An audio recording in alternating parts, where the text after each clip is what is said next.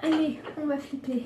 C'est ma toute première vidéo et j'avais envie de commencer par quelque chose de léger avant de m'attaquer à des sujets sensibles. Du coup, je vais parler d'un sujet qui me passionne tout autant, pile le jour de ma fête préférée, soit Halloween. Je suis friande d'horreur. Les threads Twitter, les threads Reddit, certains RG, c'est une passion pour moi. Et ce que j'aime tout particulièrement dans le monde de l'horreur, c'est le paranormal. C'est pour ça qu'aujourd'hui, je vais parler de la légende urbaine des enfants aux yeux noirs. Je ne sais pas combien de temps va durer cette vidéo, mais en tout cas, c'est le moment de se mettre à l'aise, de prendre quelque chose à boire, à grignoter, et surtout de se mettre dans l'ambiance. Let's go!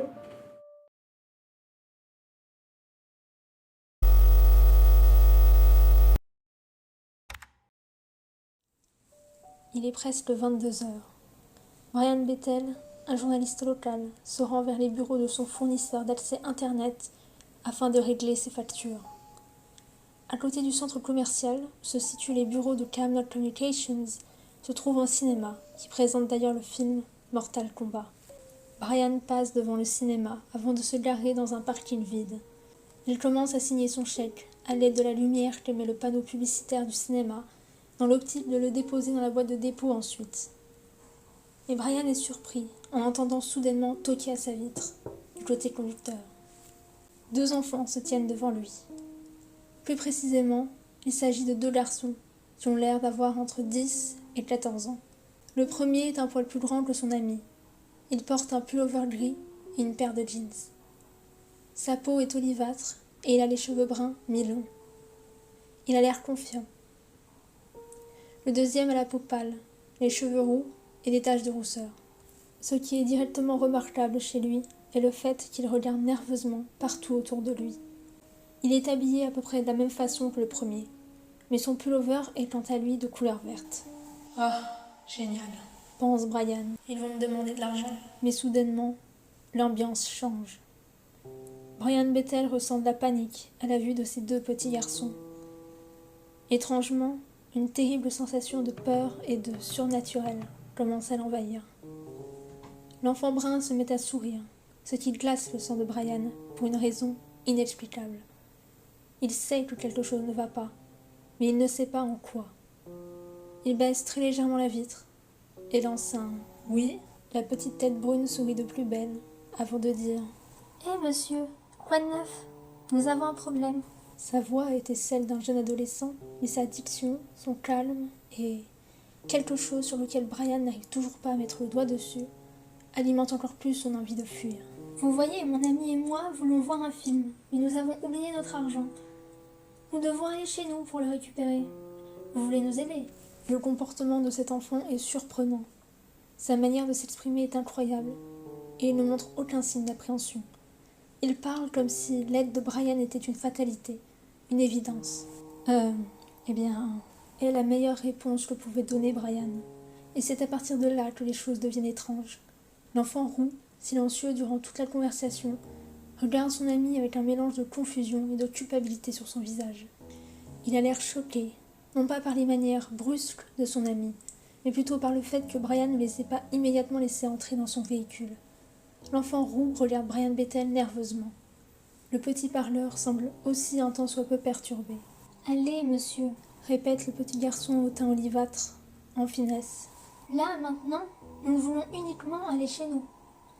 Et puis, nous ne sommes que 2 petits garçons. » Cette dernière phrase terrifie Brian.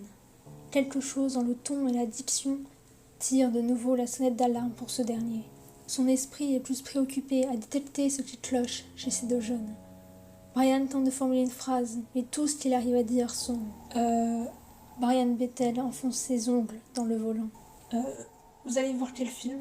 demande-t-il finalement. « Mortal Kombat, évidemment, » répond le parleur. L'enfant roux hoche la tête de manière affirmative, se tenant maintenant un petit peu plus loin de son camarade. « Oh » échappe-t-il en réponse, tout en jetant un rapide coup d'œil au panneau publicitaire puis à l'heure indiquée dans sa voiture.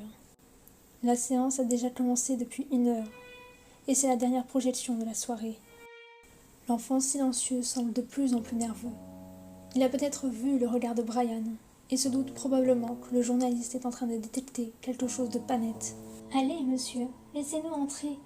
On ne peut pas entrer dans votre voiture tant que vous ne nous autorisez pas à le faire, vous savez, » affirme le petit brun d'un ton apaisant. « Juste, laissez-nous entrer, et nous serons partis avant même que vous ne le sachiez. Nous irons chez notre mère. » Leurs regards se croisent. Brian, à son horreur, réalise que sa main s'est inconsciemment dirigée vers le bouton de verrouillage, et qu'il s'apprêtait à le désactiver. Il retire immédiatement sa main. Peut-être un peu trop violemment, mais en tout cas, cela l'a obligé à détourner le regard pendant quelques secondes. Brian Bethel se tourne de nouveau vers les deux garçons. Il continue de marmonner lorsqu'il réalise soudainement une chose. Leurs yeux sont noirs comme du charbon. Pas de pupilles, ni d'iris. Juste deux petites boules noires reflétant les lumières vives du panneau publicitaire du cinéma. À ce moment-là, Brian savait que son visage avait trahi. L'enfant aux cheveux roux a maintenant le regard rempli d'effroi, combiné à ce qui pourrait indiquer que 1. L'impossible vient de se produire, et 2. Nous avons été démasqués. Son ami, lui, semblait en colère. « Allez, monsieur, dit-il, alors que ses yeux brillent légèrement dans la pénombre. Nous n'allons pas vous faire de mal. Vous devez nous laisser entrer. Nous n'avons pas d'armes. » Cette dernière phrase donne la chair de poule à Brian. De par son ton, l'enfant disait clairement « Nous n'avons pas besoin d'armes. » La main de Brian se dirige vers le levier de vitesse, chose qui fait sortir l'enfant parleur de ses gonds. Ces derniers mots sont remplis de colère, bien qu'ils contiennent un brin de panique. « Nous ne pouvons pas entrer à moins que vous nous disiez que nous pouvons. Laissez-nous entrer !» Le journaliste n'hésite pas. Il fait une marche arrière et roule à toute vitesse hors du parking. Les voyant du coin de l'œil, Brian se décide à jeter un dernier coup d'œil derrière lui. Les enfants ont disparu. Le trottoir qui longe le cinéma est vide à présent, comme s'il s'était volatilisé. Brian rentre chez lui, complètement affolé. Il se précipite dans sa maison, scannant tous les alentours, y compris le ciel. Qu'a-t-il donc vu ? Peut-être rien de plus que des gamins qui voulaient rentrer chez eux et qui portaient des lentilles de contact assez spéciales. Évidemment, suite à ce qui lui est arrivé, Brian Bethel en parle à tous ses proches. L'un de ses amis avancera la théorie selon laquelle ses enfants étaient des vampires. Mais en réalité, personne ne sait ce que sont ces créatures, y compris Brian Bethel lui-même. Mais dans son témoignage, qu'il partagera un an après les faits, plus précisément le 30 juillet 1998, sur le groupe Usenet Out Magic, Brian mentionne un événement en lien avec ces mystérieux enfants. Je parle souvent de Chad. Il est toujours mon meilleur ami, mon meilleur compagnon de chasse fantôme et un type tout à fait cool. Il a récemment emménagé à Amarillo, mais au moment des faits, il vivait toujours à San Angelo. Je l'ai appelé et je lui ai parlé brièvement. Il était avec deux amies qui toutes deux professaient une sorte de capacité psychique. J'ai commencé à lui raconter l'histoire en mettant la partie sur les yeux noirs. L'une des femmes, nous étions sur haut-parleur, m'a alors arrêté. Ces enfants avaient des yeux noirs, n'est-ce pas ? Je veux dire, complètement noirs. Eh bien, oui. Une nuit, la semaine dernière, j'ai rêvé d'enfants aux yeux noirs. Ils étaient devant ma maison et ils voulaient rentrer chez moi. Mais quelque chose clochait chez eux. J'ai mis du temps à réaliser qu'il s'agissait de leurs yeux. Et qu'as-tu fait ? J'ai gardé les portes et les fenêtres verrouillées. Je savais que s'ils entraient chez moi, ils me tueraient. Et ils t'auraient tué toi aussi, si tu les avais laissés monter dans ta voiture. Ok. Du coup, maintenant qu'on sait comment la légende est née, qui sont ces foutus enfants aux yeux noirs ? Les enfants aux yeux noirs seraient des créatures paranormales ayant l'aspect d'enfants, généralement entre 6 et 16 ans. On peut les reconnaître à leur teint pâle et, évidemment, à leurs yeux complètement noirs. On ne sait pas ce que sont ces créatures, s'il s'agit de démons, d'extraterrestres ou autres. Mais tout le monde s'accorde pour dire qu'il ne faut jamais laisser ces enfants monter dans votre véhicule ou encore entrer chez vous. Et pourquoi ? En fait, on ne sait pas vraiment ce qui se passe si vous acceptez la demande de ces enfants aux yeux noirs, mais selon plusieurs témoignages, dont celui d'un ami proche de Brian Bethel, Il ne serait pas très judicieux de votre part d'accepter la demande de ses enfants. Sur un autre post, répondant à la publication de son témoignage, Brian affirme ceci. Je devrais d'abord commencer par dire que John Northwood est l'un de mes très meilleurs amis d'Internet. Un homme d'une grande intelligence et d'une grande franchise. Il travaille en tant qu'enquêteur pour Spirit. Il est un coordinateur des droits des païens dans son état d'origine, l'Oregon, et est l'un des camarades les plus sympathiques que j'ai jamais rencontrés. Il ne plaisante pas avec le paranormal. C'est pour ça que ça me fout la trouille. Je suis certain qu'il dit la vérité. John et moi n'avions jamais parlé à propos des enfants aux yeux noirs auparavant. En fait, il n'était pas au courant que j'avais vécu une expérience similaire à la sienne. Il jure que tout ce qui est rédigé ci-dessous est véridique. Je le crois.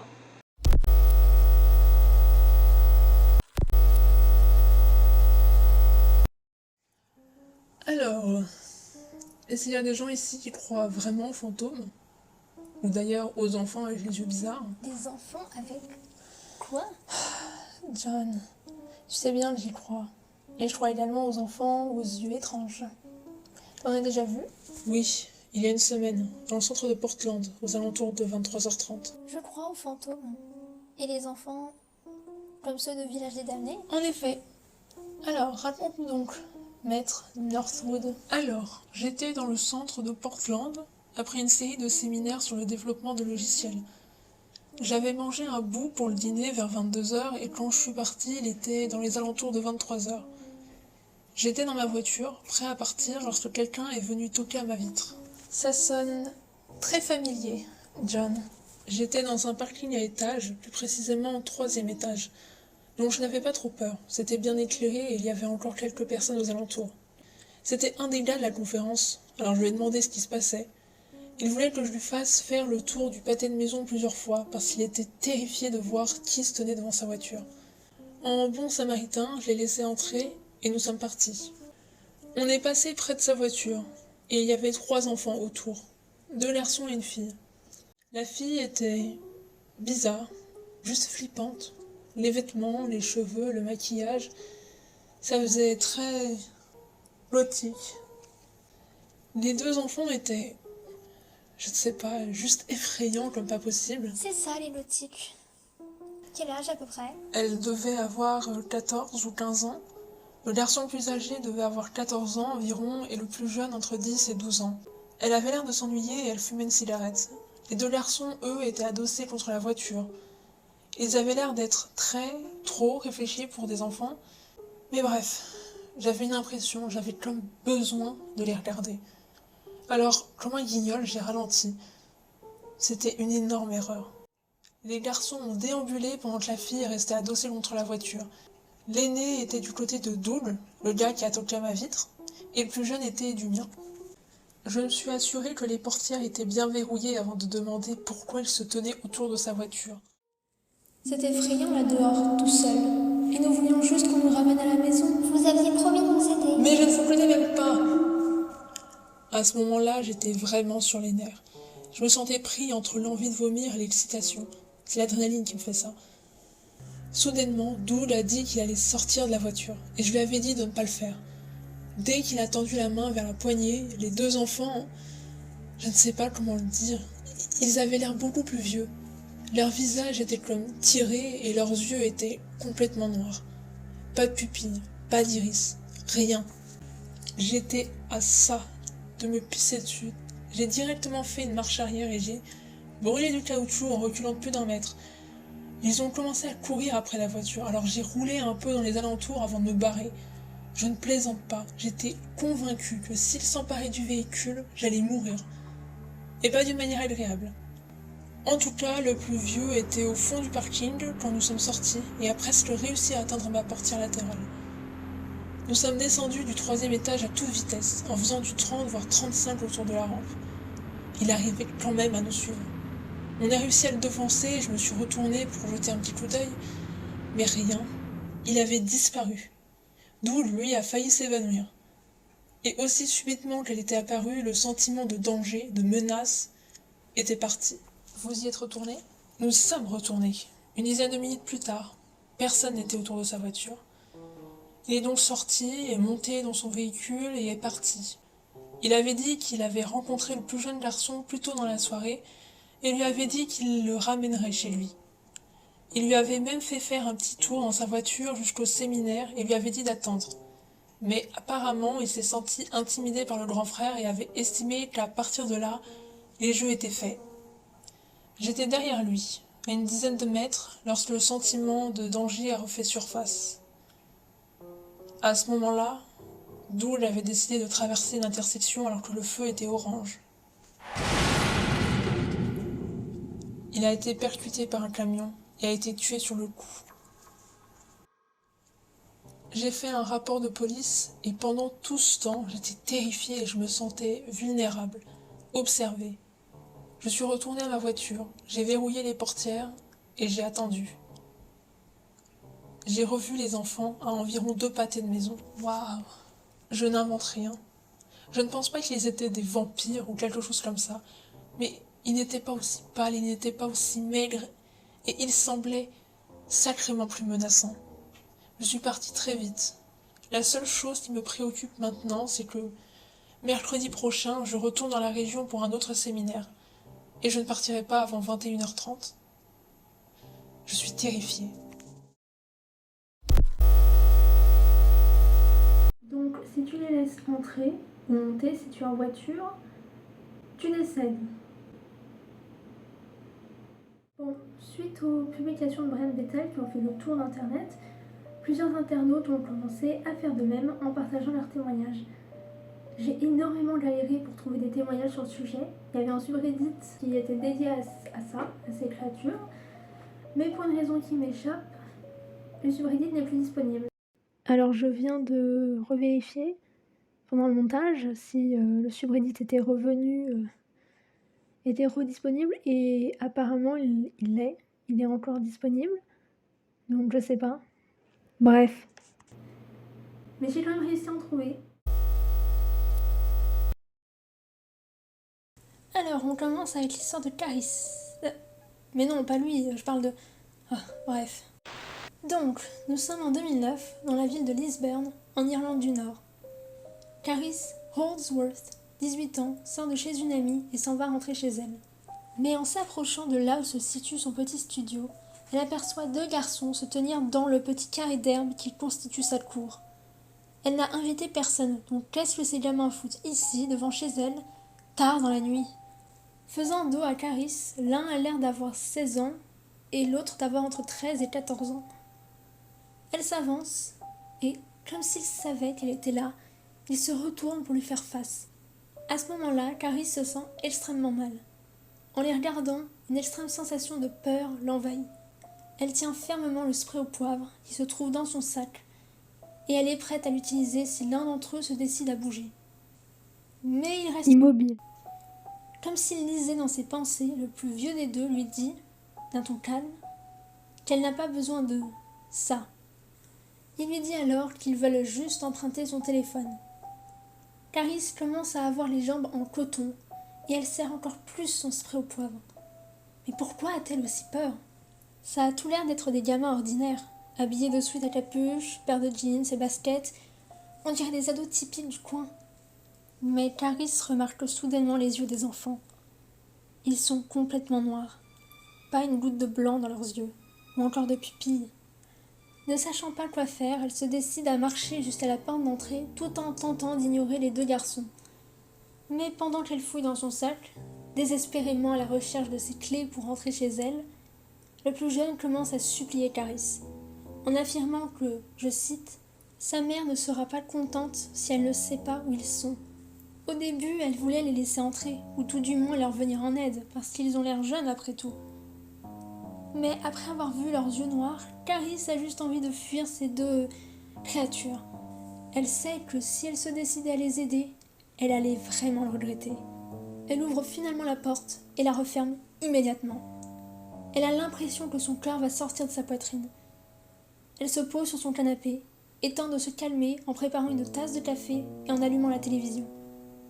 Elle n'a pas, et elle ne veut pas vérifier si les 2 garçons sont toujours là. Elle ne veut pas croiser de nouveau leurs regards. Soudainement, elle entend toquer à sa porte. Elle ignore, mais s'attelle de nouveau. Elle s'avance vers sa porte d'entrée, et rien ne se passe alors qu'elle se tient devant sa porte. Jusqu'à ce que 3 gros coups se fassent entendre. Cela fait sursauter Caris, qui recule de quelques pas. En regardant dans le Judas, elle est terrifiée.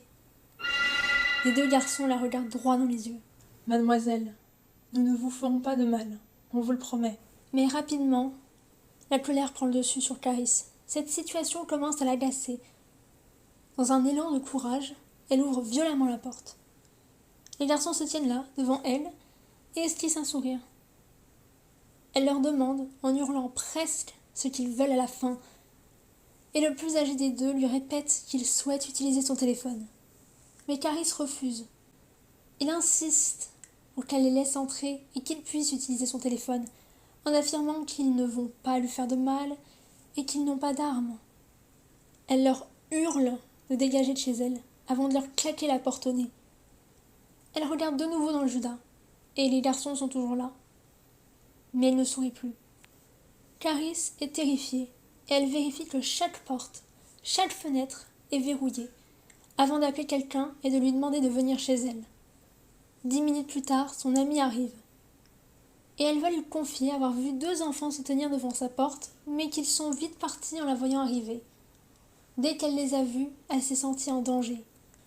Depuis cette histoire, Caris a déménagé, mais ce qu'elle a vécu l'a vivement marquée. Elle dit qu'elle ne sait pas ce qu'étaient exactement ces garçons, mais qu'elle savait qu'ils lui voulaient du mal et qu'ils n'étaient pas du tout humains.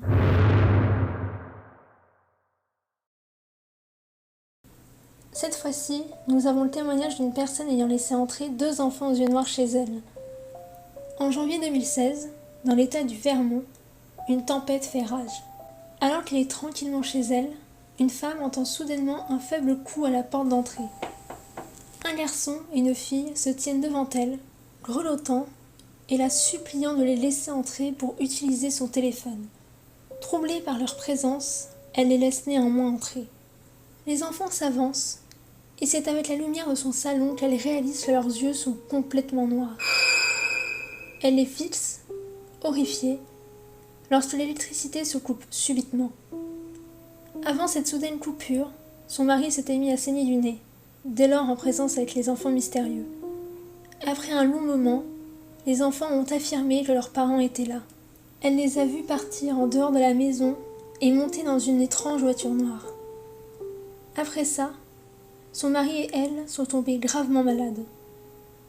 Et elle est convaincue que ses problèmes de santé, ainsi que le soudain cancer de son mari, sont la faute de ces enfants aux yeux noirs qu'elle a laissés entrer dans sa maison. Flippant, hein ? Mais il y a quelque chose que j'ai oublié de vous dire. En fait, on ne sait pas si c'est vrai ou non, s'il s'agit d'une simple légende urbaine ou d'un véritable phénomène. Donc si ça se trouve, les témoignages sont faux, ou alors il s'agit d'un quiproquo et en réalité ces enfants aux yeux noirs ne sont que des petits farceurs terrifiants, à l'image des clowns tueurs par exemple. Ou alors c'est totalement véridique et les enfants aux yeux noirs sont des créatures bel et bien réelles. Dans tous les cas, je vous conseillerais plutôt de rester sur vos gardes, juste au cas où. Et surtout de ne pas vous fier aux apparences.